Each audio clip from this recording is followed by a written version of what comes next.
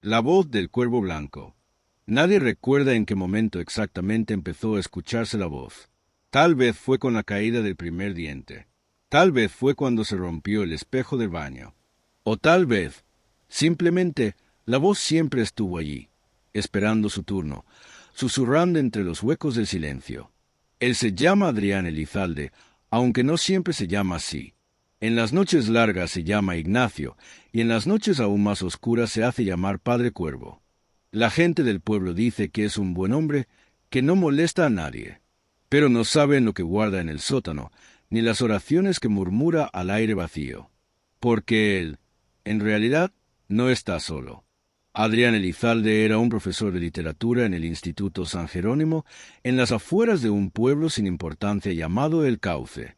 Hombre de voz suave, con modales antiguos y un peinado que parecía copiado de los años 50. Vestía siempre con la misma chaqueta de lana marrón, aunque en verano el sudor le corriera por el cuello como hormigas. Era querido por sus alumnos.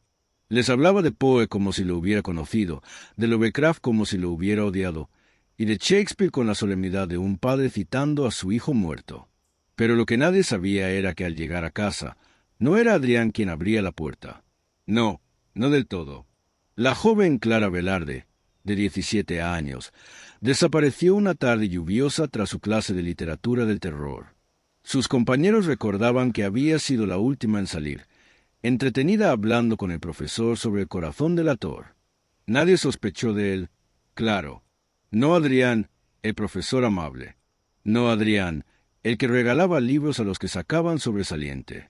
La policía revisó su aula, su escritorio, su vida. Todo parecía normal, excepto por la nota. Estaba escrita con tinta roja en una hoja arrancada de un cuaderno viejo. El cuervo ha hablado. El alma ha sido recogida. PC. Nadie entendió el mensaje. Salvo él, Padre Cuervo. Adrián no recordaba lo que pasaba entre las 9 de la noche y las 2 de la madrugada. Lo atribuía al insomnio, al estrés, al vino barato. Pero su sótano hablaba por él. Cintas de vídeo, retratos de personas que no conocía, o eso creía, recortes de periódicos de crímenes sin resolver y una pizarra con un nombre escrito una y otra vez. Ignacio Carrasco. Era su segundo nombre, el que su madre susurraba cuando estaba borracha, el que escuchó en sueños, el que la voz usaba cuando le hablaba desde el espejo del baño. Ignacio, decía la voz, grave y húmeda. Tienes hambre. Tienes sed, tienes propósito. El espejo siempre devolvía una sonrisa que él no recordaba haber hecho. Los asesinatos continuaron. Cada luna nueva, una desaparición. Siempre una joven, siempre alguien cercana, siempre dejando una nota firmada con PC. Adrián comenzó a encontrar ropa manchada de barro y sangre bajo su cama. A veces, sus uñas tenían restos de tierra, como si hubiese estado cavando. Pero él no recordaba haber salido. La voz le enseñaba cosas en sueños. Ritual antiguo, sangre de doncella, la lengua del diablo. Y entonces comprendió. Él no estaba loco. Él era el instrumento. Padre Cuervo no era solo un hombre. Era un legado demoníaco. Una noche, bajo un estado de semitrance, Adrián caminó hasta el bosque. Llevaba una pala, una cuerda y una grabadora. Quería registrar su sueño, atrapar a su otro yo. Encontró el claro marcado con huesos de aves y comenzó a cavar. A las 3 horas, encontró un féretro. Dentro, una figura pálida, con su mismo rostro, los ojos abiertos y sonriente. La figura habló. Tú eres mi reflejo, Adrián. Yo soy el original. Tú solo naciste porque te necesitaba en este lado. ¿Quién? ¿Qué eres? Soy la semilla de un dios antiguo. Soy el cuervo que picotea los ojos de los ángeles. Y tú eres mi bebedero. La figura se deshizo en polvo, y la voz del diablo entró por sus oídos hasta alojarse en su lengua. A partir de entonces, Adrián comenzó a escribir en lenguas desconocidas. Llenaba las paredes de su sótano con símbolos en espiral. Escuchaba gritos desde la cañería. Veía rostros en la superficie de la sopa. Y cada vez que parpadeaba, Su reflejo hacía algo distinto. El pueblo comenzó a envejecer. La iglesia se cubrió de hongos. La escuela cerró sin razón aparente. Y él seguía enseñando, aunque los pupitres estuvieran vacíos. Decía que los alumnos eran tímidos, que eran invisibles, que estaban en otra frecuencia. La directora, antes de desaparecer, lo encontró hablando en voz baja con una pared. La pared le respondía. En la última cinta grabada por Adrián, antes de que se perdiera todo rastro de él, se lo escucha diciendo: «Yo no soy uno, yo soy muchos, soy la sangre heredada, soy el eco de una promesa antigua. Padre Cuervo vive en mí, y yo en él. El diablo no toma cuerpos, los cultiva, los abona con traumas, los riega con secretos. Yo maté a Clara, a Mariana, a Lucía, pero no lo hice por odio. Lo hice por simetría, porque las almas que me entregaban me hablaban después, me contaban los secretos del abismo. Ustedes no saben lo que es escuchar a Dios reír. Y yo he escuchado, yo soy su oído». La cinta termina con un graznido agudo, un chasquido y silencio. Años después, el Instituto San Jerónimo fue demolido. En los cimientos encontraron huesos de al menos 8 personas, todas con los cráneos perforados por dentro, como si alguien hubiese intentado liberar algo que vivía en sus cerebros. Sobre el sitio construyeron un centro comercial. En los baños del tercer piso, a veces, los espejos se empañan sin vapor. Y si alguien se queda mirando fijo, puede escuchar una voz que murmura desde atrás del cristal: «Ignacio, Ignacio, aún tenemos trabajo que hacer». El cuerpo de Adrián Elizalde ya no era un templo, era un contenedor. Y como todos los recipientes mal sellados, empezó a derramarse. En las madrugadas, se encontraba cubierto de sangre coagulada, la ropa desgarrada, los dedos ennegrecidos, las uñas astilladas. Tenía mordidas en los hombros, cortes perfectos en los muslos. Una vez, encontró una nota clavada en su pecho con un gancho de carnicería. Quien se descuelga de sí mismo, se convierte en carne apta para los cielos. Firmado P. C. No recordaba habérsela escrito, tampoco cómo se había insertado el gancho. Lo único que se recordaba con una claridad inquietante era la sensación de su lengua al pasar por la sangre seca de su muñeca. La había probado, y le había gustado. Comenzó a escribir lo que vivía, no para entenderlo, sino para no olvidarlo. Día 3. He despertado con el cráneo de un gato en la almohada. Me miraba, juro que me miraba, aún sin ojos. Día 7. He encontrado algo en la bañera. Carne. ¿Humana? Creo. No estoy seguro. Pero había dientes. Y uno de ellos llevaba un bracket de color rosado. Clara usaba bracket rosado. No lo soporto. Lo guardé en un frasco. Día 21. Hoy fui testigo de mi nacimiento. Desde dentro del espejo, Padre Cuervo salió de mi vientre. Me dijo: «Eres una matriosca de carne. Cada muerte que das te acerca a tu forma final». Bajo su sótano, cavó más hondo. Descendió hasta que la tierra empezó a sangrar. Sí, la tierra sangraba. La pala regresaba cubierta de una sustancia espesa y pútrida. Con cada golpe, un alarido invisible emergía. Allí construyó un altar, no de piedra, sino de huesos. Las vértebras de Clara fueron el marco, el fémur de Mariana, el travesaño, de Lucía, la calavera pulida como un cáliz.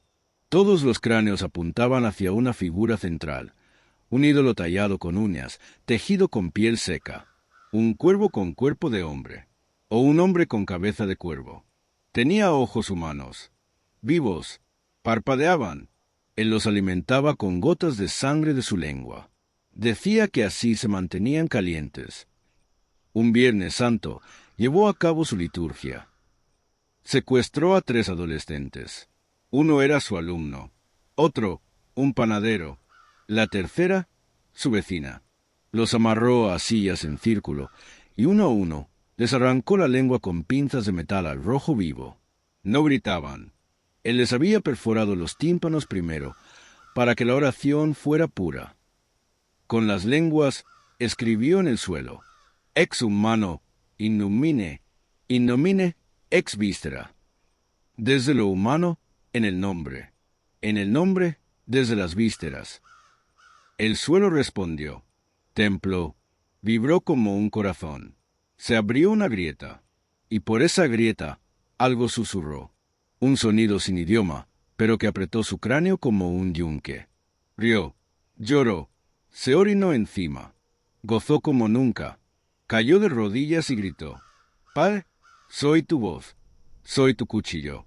Las lenguas se arrastraron solas hacia la grieta. Desde aquella noche, Adrián dejó de ser Adrián. Su cuerpo comenzó a tener espasmos violentos. Su rostro cambiaba en los espejos, unas veces más viejo, otras más joven, otras sin rostro. Una tarde, en plena clase, aunque ya no había alumnos reales, sufrió un colapso. Se retorció, convulsionó, se arrastró por el aula aullando como animal. Y entonces Ignacio emergió completamente. Pero había algo más, una tercera entidad, una figura sin nombre, sin forma, un espectro de sombra con ojos invertidos. Le hablaba en glotis, un lenguaje formado por jadeos, babas y crujidos de dientes. Esa entidad era la fusión, la forma final. El diablo, según él entendió, no era un ser, era un proceso, una floración de la locura. Y él era el fruto maduro. El único sobreviviente fue un joven sepulturero llamado Marcelo Ruiz, que afirmó haberlo visto en el cementerio, desenterrando cuerpos y devorando fragmentos específicos de cada cadáver. La lengua, los ojos, el corazón. No era humano, dijo. Se movía como araña, pero erguido. Tenía muchas bocas en la espalda, y una campana colgando del cuello. Cuando sonaba, los gusanos salían de los muertos. Nadie le creyó. Lo internaron en un hospital psiquiátrico. Se arrancó los párpados con una cuchara de plástico. No quería ver cuando volviera. Una última escena quedó grabada en la cámara de seguridad de una tienda cercana al instituto. Fue la última vez que se vio a Adrián, o lo que quedaba de él. Aparece caminando por la calle, desnudo, cubierto de sangre seca y cenizas. Lleva una jaula en la mano. Dentro, un cuervo blanco. Se detiene frente a la cámara. Sonríe. Luego, se arranca el propio rostro con las uñas. No grita. No sangra. Debajo hay otro rostro. Femenino. Inocente. Joven. Es clara. La imagen se distorsiona. Fin del archivo. Hoy. Si caminas por el cauce, verás la estatua de un cuervo tallado en hueso frente al antiguo instituto. Dicen que en las noches sin luna puedes escuchar clases provenientes de las ruinas. Voces múltiples, disonantes. Algunos aseguran haber visto un hombre sin cara escribiendo en la pizarra con un hueso. Y otros juran que, si repites 3 veces su nombre frente al espejo, vendrá por ti. Ignacio, Ignacio, Ignacio. No para matarte, sino para enseñarte lo que hay después del lenguaje. Y si escuchas bien, puede que aprendas a hablar como hablan los dioses podridos. Cierta noche, Adrián soñó con un niño. Estaba desnudo, en el fondo de un pozo seco, con las costillas al aire y los ojos vendados con una venda de carne. El niño decía llamarse Abel III, y que había sido creado a partir del grito de una madre moribunda. Yo soy el hijo de tus gritos. Papá, le decía. Yo soy tu testamento. Adrián despertó con tierra entre los dientes. Fue al patio y encontró un pozo. Nunca había estado allí antes. Desde dentro se oía llanto y luego risa, y después un sonido como de un cuerpo arrastrándose hacia arriba. Pasó semanas evitando el pozo, pero el pozo lo seguía. Aparecía en la cocina, en el baño, en la cama. Su esposa muerta también lo llamó desde dentro. Baja, amor, te enseñaré dónde puse la voz del bebé. No recordaba haber tenido un bebé. No recordaba haber tenido esposa. Una carpeta apareció sobre su escritorio. No estaba allí la noche anterior. Dentro, hojas plastificadas, ilustraciones a mano. Un manual quirúrgico, corte ritual del cuerpo humano, cómo extraer almas del tejido. A lo largo del manual había fotos, cadáveres abiertos con precisión quirúrgica, niños, ancianas, personas dormidas. Sus órganos estaban dispuestos como si formaran palabras. Una foto lo hizo vomitar. Un feto sin piel, con sus ojos abiertos, sosteniendo un crucifijo de huesos en miniatura. Detrás de la foto, un mensaje. Gracias por tus primeras prácticas. Vamos por más. Tu bisturí canta. Esa noche, soñó con sus manos estirpando un corazón que aún latía. Despertó con la garganta llena de carne cruda. Adrián descubrió una puerta que no recordaba haber visto en su casa. Detrás, una escalera descendía más de lo que era físicamente posible. Al llegar al fondo, encontró un aula. Los pupitres eran humanos, doblados y suturados, con tapas de madera incrustadas en sus espaldas. Algunos aún gemían. En el pizarrón había escrito con sangre: Clase de hoy, cómo forjar una identidad parasitaria. En la silla del maestro, un cadáver con su cara, pero sin ojos. Y en la pared del fondo, un espejo enorme. Cuando se acercó, el reflejo habló. Todos somos máscaras de una voz más antigua. Tú eras Adrián, ahora eres solo un canal. Pronto te abrirás por completo, como una flor de tumba. Un tentáculo delgado salió del reflejo y le acarició el rostro. Al tocarlo, su piel comenzó a despegarse como papel mojado. Se despertó en el suelo del sótano. Tenía una rosa hecha de lenguas cosidas en la mano. Una fecha marcada en el calendario. Noche de las Bocazas, 13 de marzo. No recordaba haberla escrito, pero la sangre seca con la que estaba marcada olía familiar. Ese día, cuerpos sin lengua empezaron a aparecer en todo el pueblo. Todos con un orificio perfecto en la garganta, un canal de transmisión, como le llamó él en sus escritos. En el altar del sótano, Adrián colocó cada lengua en una urna de vidrio, mientras tarareaba una melodía infantil. A medianoche, cada urna empezó a vibrar y emitir voces infantiles, pero todas decían lo mismo. Queremos ver, queremos salir, déjanos nacer otra vez. El ídolo del cuervo blanco se estremeció. La piel se le desprendió sola, revelando un cráneo lleno de bocas abiertas. Adrián cayó de rodillas, temblando de éxtasis. La carne de su pecho se abrió espontáneamente, como una flor. De su interior salió un brazo infantil. Y entonces supo que estaba pariendo un dios. El brazo siguió creciendo. Cada noche emergía un poco más del cuerpo de Adrián, hasta que hubo un torso, una cabeza, piernas, y por último, una sonrisa llena de dientes que no se parecían a dientes humanos. Eran más bien como las mandíbulas de un insecto y la dentadura de un recién nacido mezcladas. El ser se llamaba Moon, y decía venir de la biblioteca que respira bajo la piel del mundo. Moon exigía alimento, y no de cualquier tipo. Quería cerebros aún conscientes. Adrián lo alimentó con un par de pacientes del psiquiátrico local. Les abrió el cráneo en vivo, mientras les susurraba cuentos de cuna. Moore los devoró con ternura. «Papá, quiero más. Dime que me amas», decía, mientras masticaba con lentitud, con los ojos en blanco. Adrián le besó la frente. Y Lomo amó a su dios. Moore lo llevó al Museo de los Delirios, un lugar invisible al ojo humano, accesible solo desde el núcleo del insomnio. Cada pasillo era una mente rota.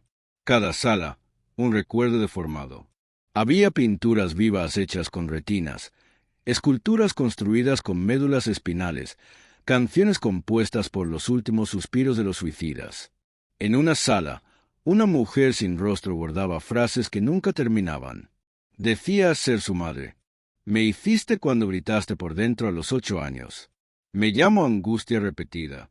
En otra sala, un coro de Adrianes gritaba desde jaulas de hueso. Todos tenían una versión distinta de su rostro. Todos suplicaban ser el original. Moore lo abrazó y susurró: «Papá, no hay original. Solo copias que sangran mejor que otras». Adrián empezó a oír palabras dentro de su cabeza, no como pensamientos, más bien como tatuajes que aparecían grabados en su cerebro. Imágenes intrusivas, nombres desconocidos, fragmentos de rituales que nunca aprendió. Su cráneo se abría por las noches como una flor cerebral. Una criatura parecida a un ángel sin rostro salía y escribía en las paredes interiores con su lengua hecha de huesos afilados. Lo que escribía eran evangelios, historias de un universo devorado por lenguas hambrientas, profecías donde el lenguaje reemplazaba la realidad. Y lo más importante, una promesa: el verbo se hará carne, y la carne se hará verbo, y tú serás el apóstol que los traduzca. Una niebla púrpura comenzó a cubrir el cauce. Los niños empezaron a hablar idiomas extintos. Las embarazadas daban a luz a criaturas sin ojos pero con bocas en la frente. Los animales parían palabras. Los cuervos hablaban en voces humanas. Y Adrián, ahora fusionado completamente con Murnipa de cuervo, caminaba como un sacerdote delfín. Bautizaba con saliva. Comulgaba con sesos.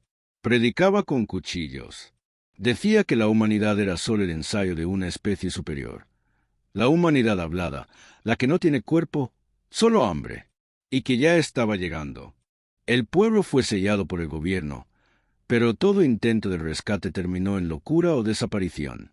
La última transmisión captada por un satélite fue de Adrián, hablando directo a la cámara con una sonrisa inhumana.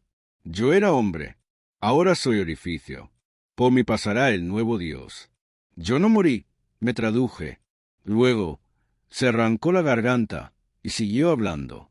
No con voz, sino con las palabras que flotaban escritas en el aire, en sangre líquida. El espejo más grande del pueblo se quebró, y por él salieron alas negras y lenguas de niños.